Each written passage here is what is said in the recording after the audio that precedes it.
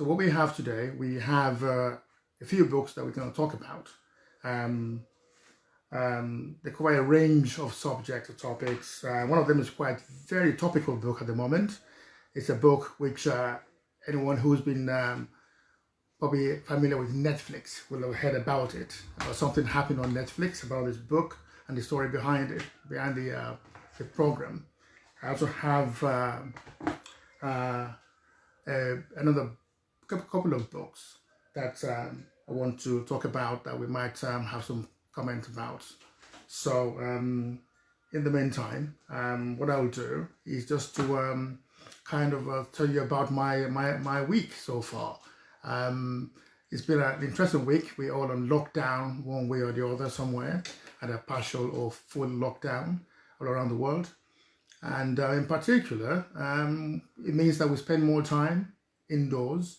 And I know that my friends are here because you like books. So I know that Wale Adeniji, thanks very much for showing up.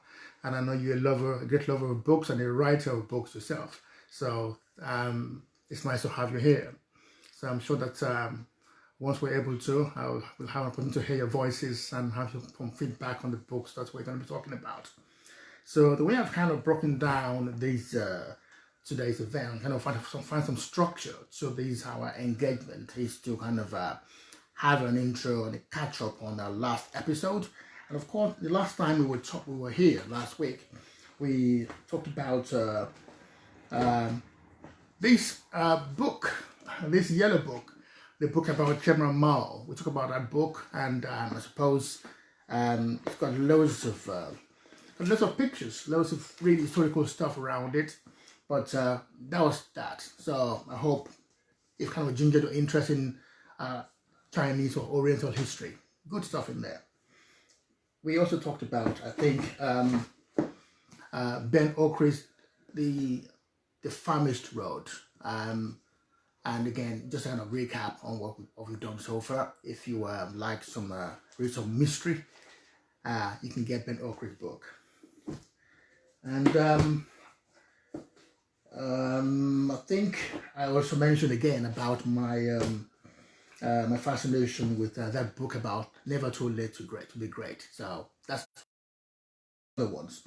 And again, as is customary, I also like to read poems. I'm write poems myself, and today I want to read a poem from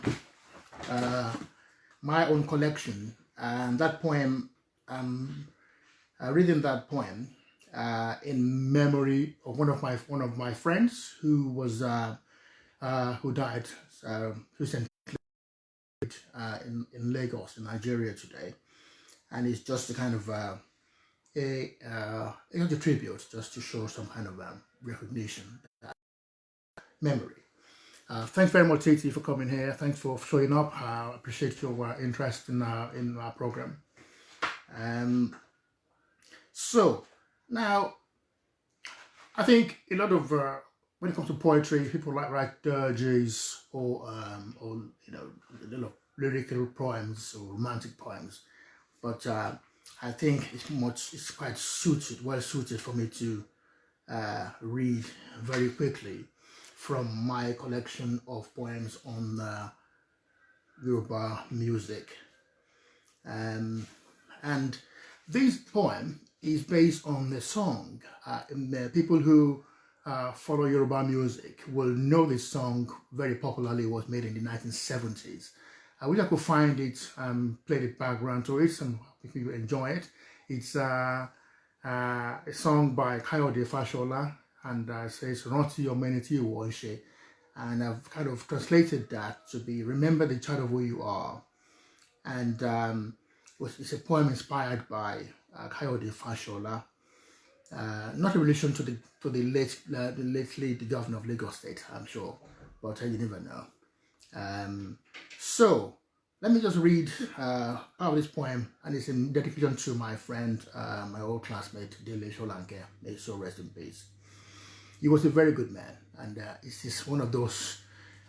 It's a poem that really says it's a testament to the man, to the individual who actually remembers his ancestry and his roots and lives up to those good values. Thank you very much, Susan.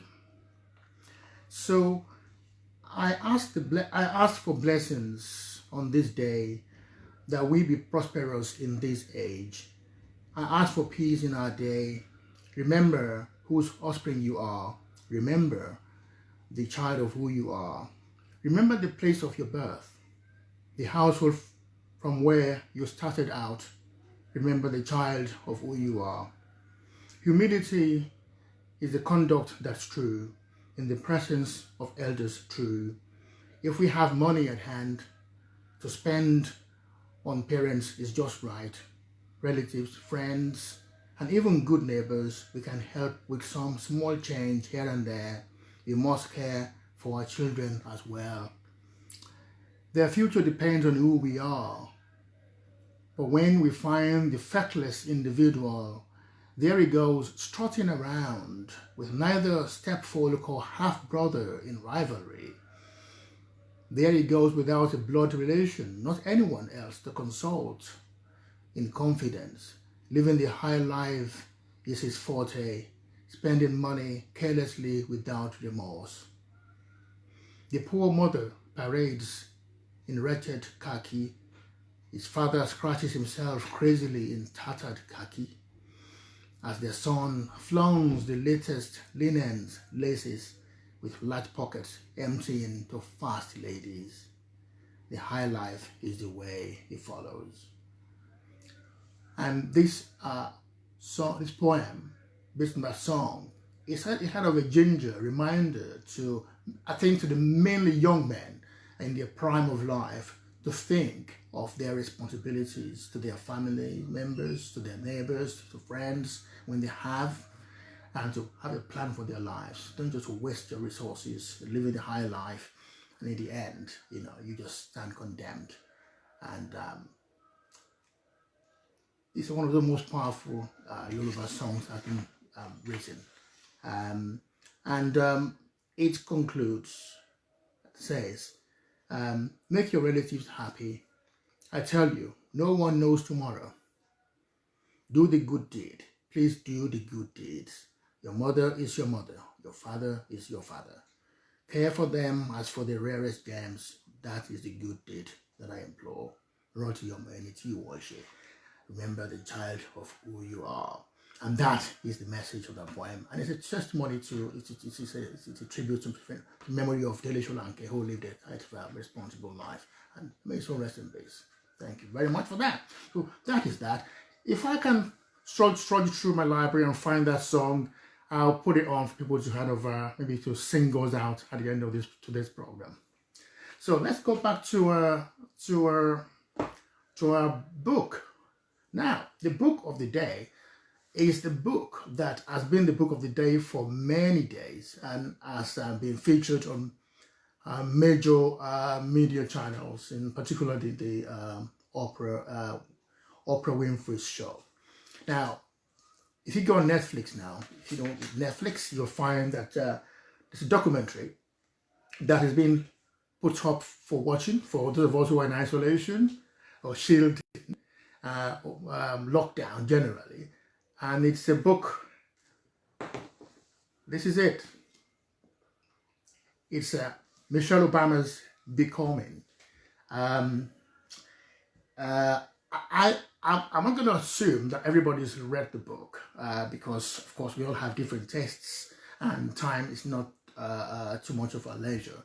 But it's available on audiobook, and I've listened to it on audiobook on my train journeys into London and back, and it's really nicely, punctually delivered. It's a very beautiful book.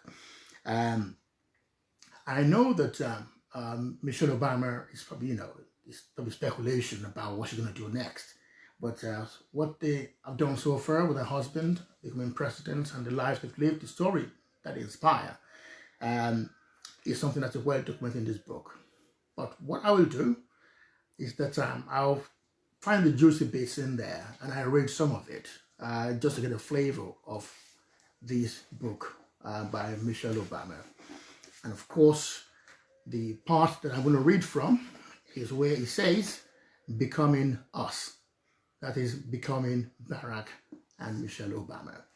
So I'll read some of it, and I hope you'll kind of give you some encouragement or enticement to go and get your own copy or download or listen to it on audiobook. Deji Shobowale, all the way from beautiful Lagos. Thanks for showing up. Thank you. Now, so I'm going to read some of this. So hopefully my voice is sonorous enough to imitate the beautiful Michelle voice. By the way, I mean, you can almost think about it. Michael and Michelle. Michelle is just the masculine or the French feminine version of Michael. So it might actually come upon me to become Michelle for now.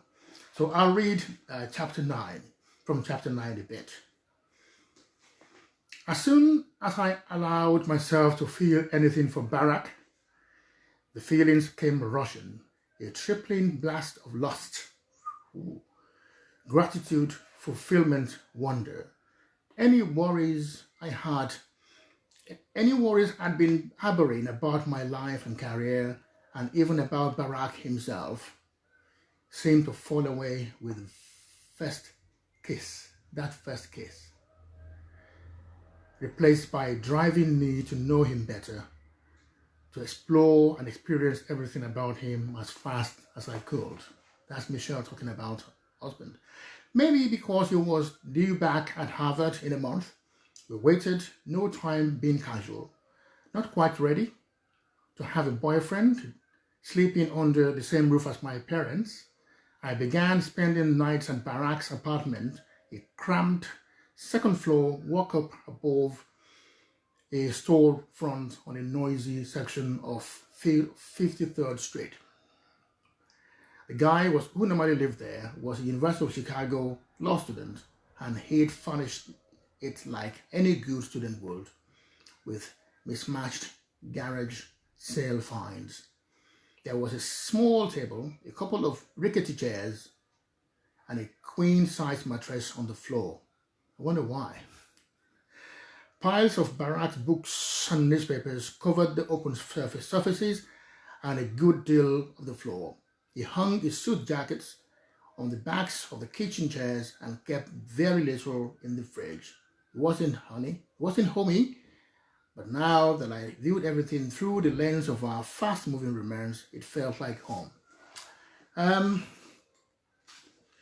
I think sometimes it's because of the distance and the way we articulate our public figures, we probably sometimes tend to not humanize them enough, that they're actually ordinary folk like you and I, with their fears and anxieties and their loves and their frustrations.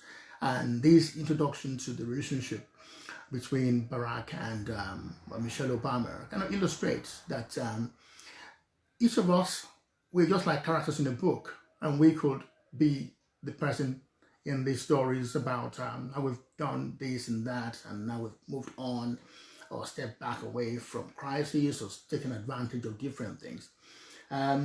What I also have here across from me is a book by Barack Obama himself, which is Dreams from My Father.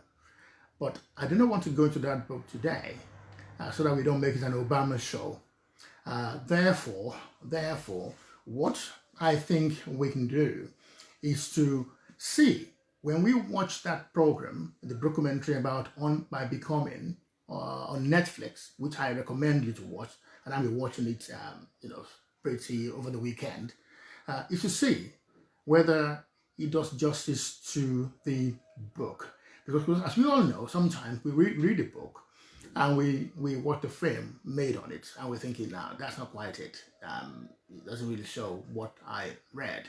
And that's the liberty, that's what we call creative license. And so something that might be of interest to us. But the more reason why I kind of talk about this book is because I have 3 daughters, and my wife and I, we bought 4 copies, one for her and me to share, obviously, and 1 each for the girls. And the reason why is that even though we could buy 1 copy and pass it around the house, it is that sense of a personal connection, that this is, I own this story with Michelle.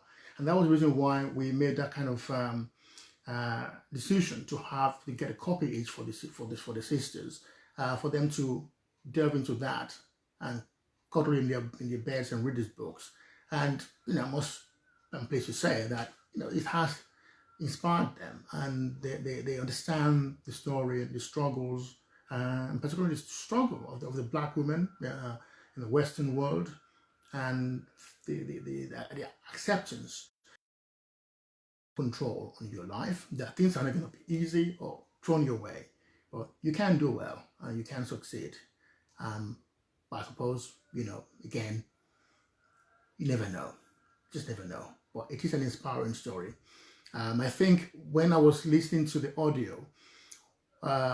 audible book on the train some months ago, that was the day that the fleet came to remove the Obamas from Chicago to Washington for the inauguration. And it was, I think, one of the things that really, I think, struck Michelle Obama was that when the cavalry, when the entire U.S. security services showed up to take her husband away ahead of her, of the family, and the security guy said to her, "Madam, this is from today, your life has changed completely. You're now married to the most powerful man in the world." And the significance of that was such that she didn't realize the impact of that transition from being an ordinary senator's wife to become the first lady. But I think, looking back 8 years, they did very well.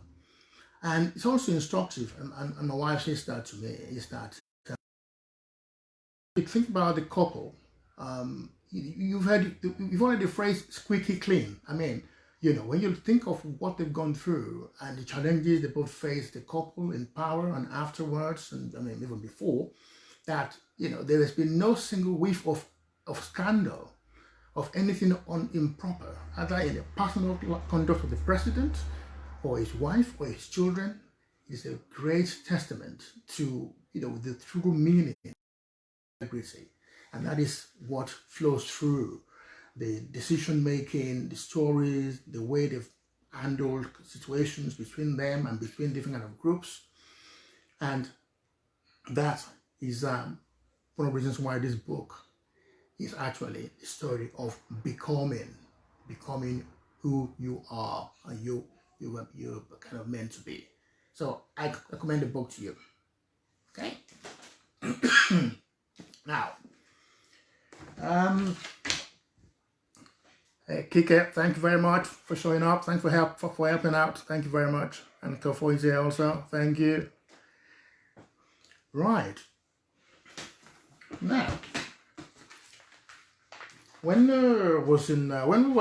we were in school many years ago, we had these little what do you call this, storybooks and stuff, storybooks and other kind of little books that we read in secondary school. One of them was this book called The Drummer Boy.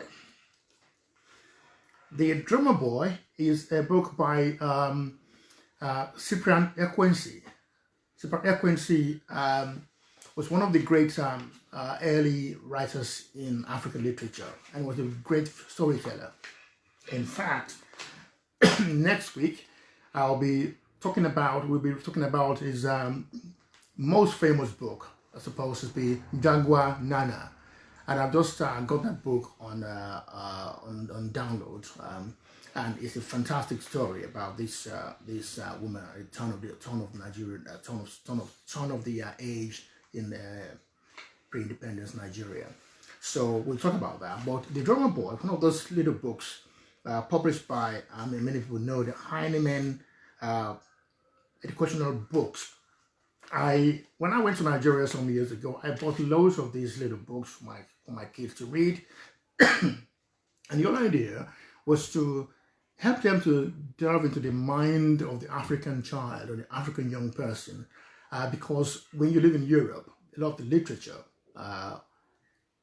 is basically literature that is based on European values and culture, and so there's bits of not much is done to promote African literature, African stories. So the Drummer Boy, very, very small book, and it's available to buy on online sources.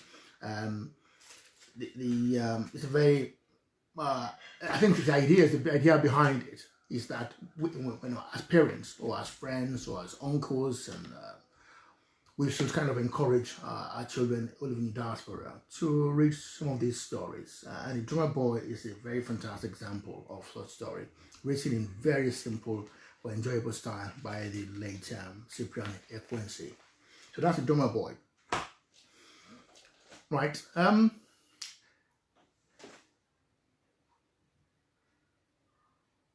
Yeah, exactly. That is what. Yes, Wale. That's you're correct. JAGUA Nana's daughter. That's quite true because, of course, these are very significant milestones in a literary upbringing. So it's very nice for you to mention JAGUA Nana's daughter.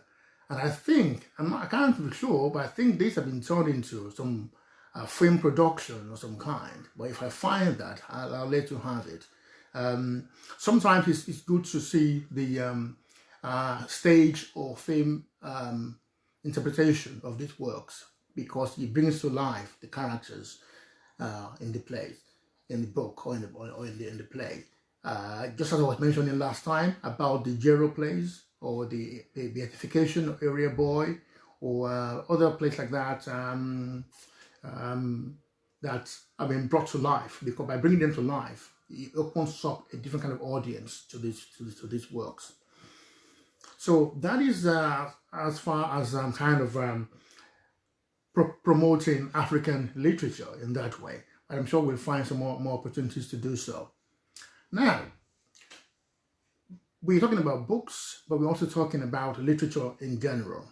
And one of my favorite poets, I studied literature when I was in high school as one of my 3 subjects.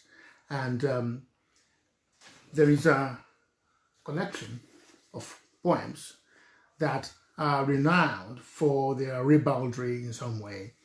And these are called the Canterbury Tales by Geoffrey Chaucer. Geoffrey Chaucer was a medieval poet.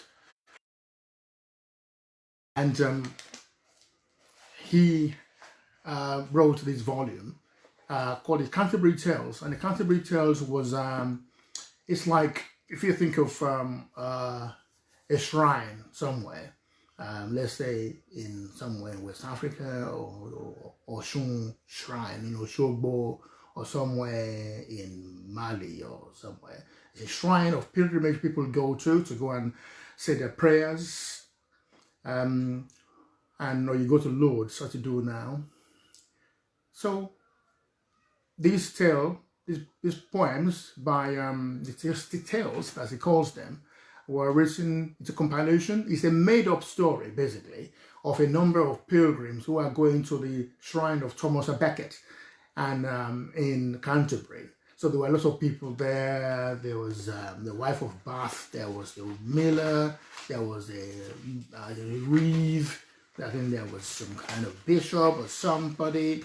And they were all there on this journey. Remember, in those days, these journeys are made by foot, or you're on horseback.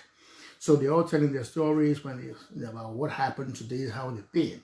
But for all these tales by Mr. Anini Bangbelo, thank you very much for joining in.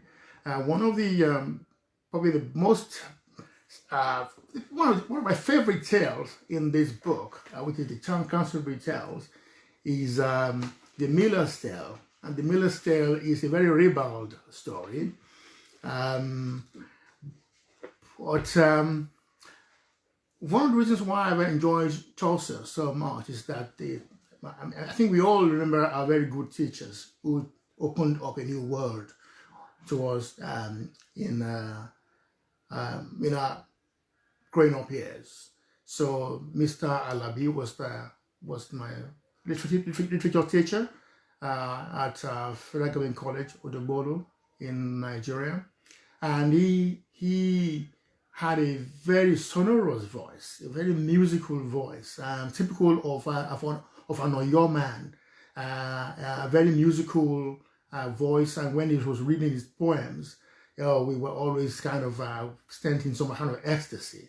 So with really good thoughts and memory of Mr. Alabi, who passed away a few years ago, I would like to read some few lines in the opening of the Miller's Tale, which I hope you will find interesting. But before we do that, actually, there is a prologue. It's a prologue to the Miller's Tale, which is basically a poem on its own. And I just want to render it if I can make it the best way I can render it for as Mr. Alabi used to. And it says, when in April the sweet showers fall and pierce the drought of March to the root and all, the veins are bathed in liquor of such power as brings about the engendering of the flower. When also Zephyrus with his sweet breath exhales an air in every groove and herbs, upon the tender shoots, and the young sun is half course in the sign of the ram has run, and the small fowl are making melody.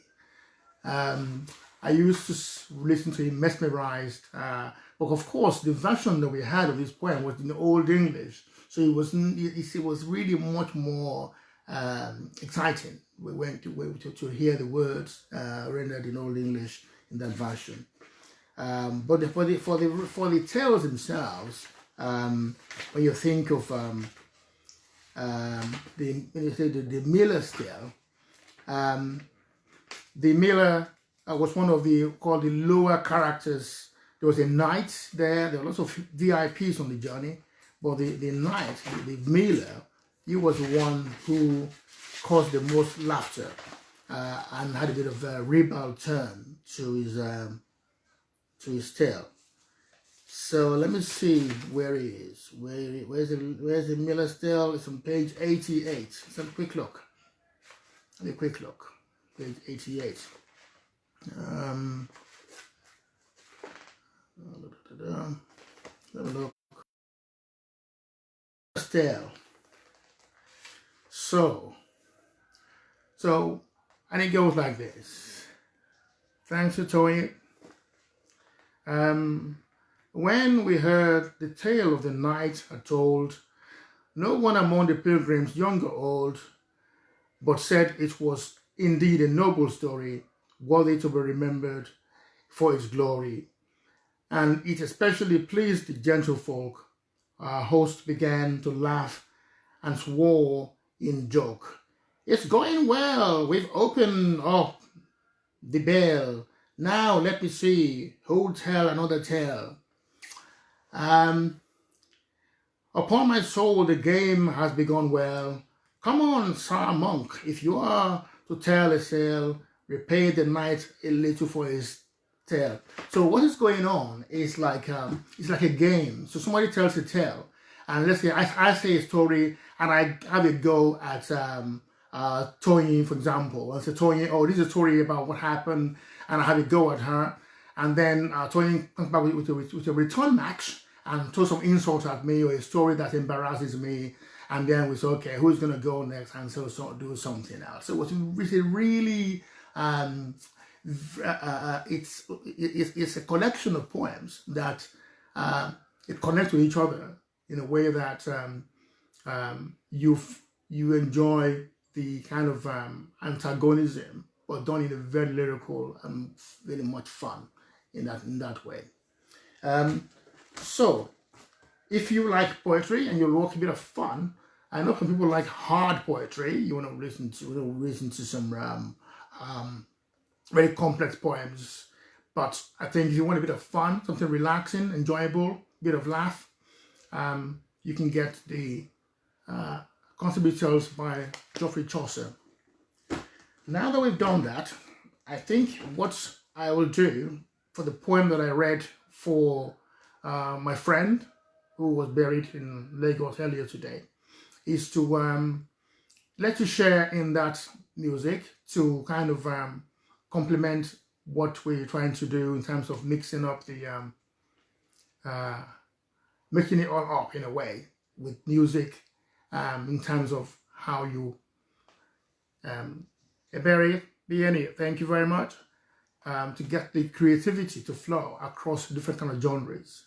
So, in the meantime, what I'm still trying to work on is to find a way in which we can have a more interactive experience. I had some technical problems earlier on today in trying to get that done. So I apologize for not being able to get that interaction on today. But as we go forward, we'll get it done. So for those who have heard that poem I was reading earlier on, this actually is the song that accompanies that poem.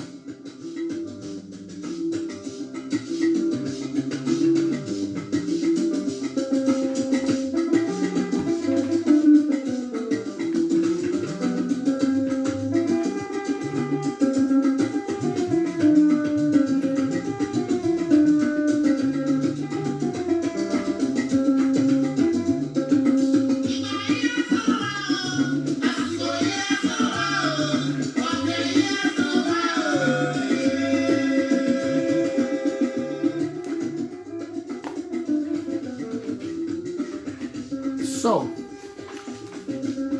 in the I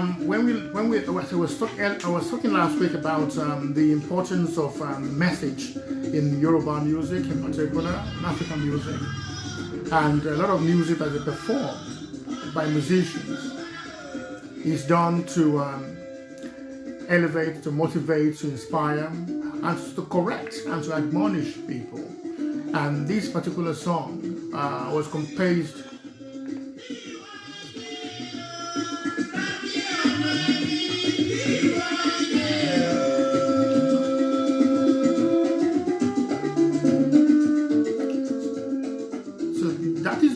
opening of the poem, which says, remember the child of who you are.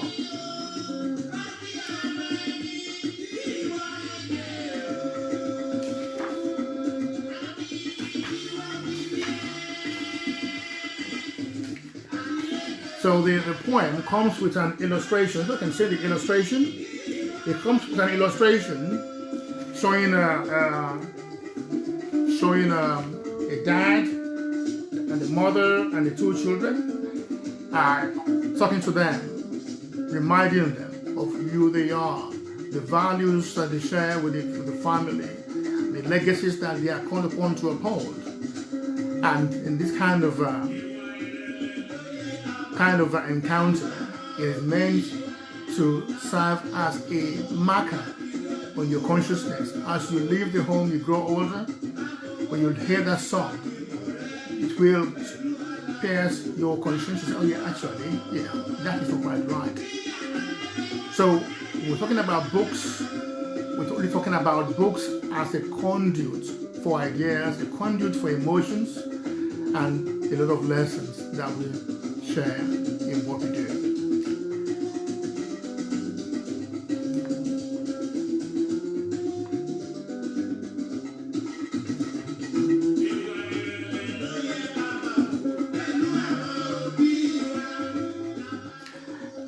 Well, that was a musical clip.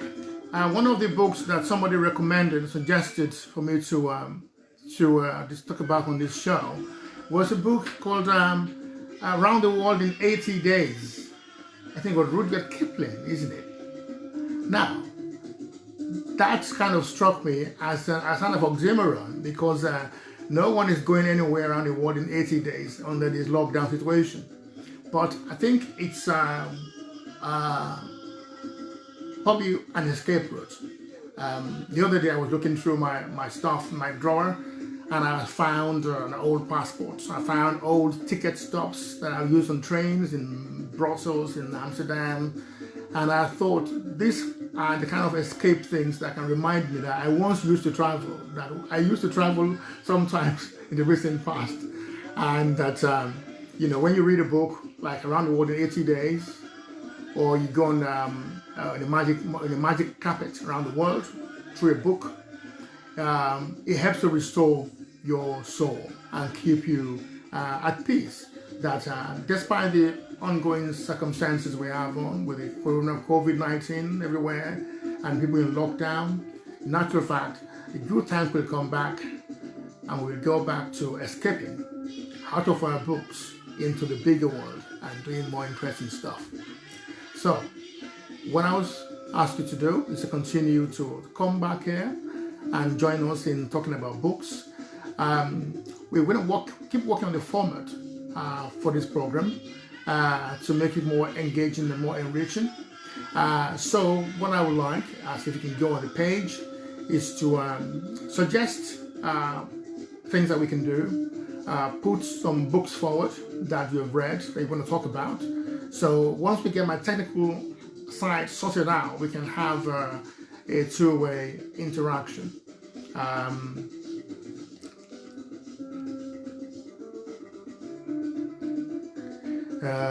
We can have a two-way conversation and get some more excitement going.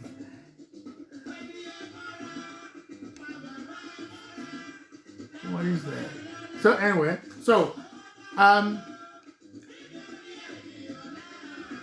we'll have to play out this episode of this Gnitavonni Book Club by upping the music a little bit and reminding us of what we've tried to do today. So we've had a poem that I've read in memory of a friend of mine, I suppose one or two of us probably know him. And then the book of the day, which is Michelle Obama's Becoming, which is very topical now because it's now been put on a TV documentary. And we've had a reading from the poem, part of the poem, introducing Chaucer, Geoffrey Chaucer's ribald fun poetry collection, in particular his Canterbury Tales. And we talked about trying to get our kids who live in diaspora to get them to read African literature, small books that enrich their knowledge and familiarity with African culture and society, and as a way of keeping them authentic themselves. So, on that note, I'd like to thank you all very much for helping to make this another episode of the book club discussion, and I'll be looking forward to more feedback from you and some encouragement and some contribution of literature to books. And before I go, I wanted to offer I got a copy of Treasure Island from this is the young person's edition. So I'd like to offer that as a gift to a young person. So I'm going to find a way to determine who's going to get it. So if you have a niece or nephew or a child who is under 10 years old, they can have a copy of the Treasure Island. But I'm going to figure out how I'm going to get it to who's going to win it.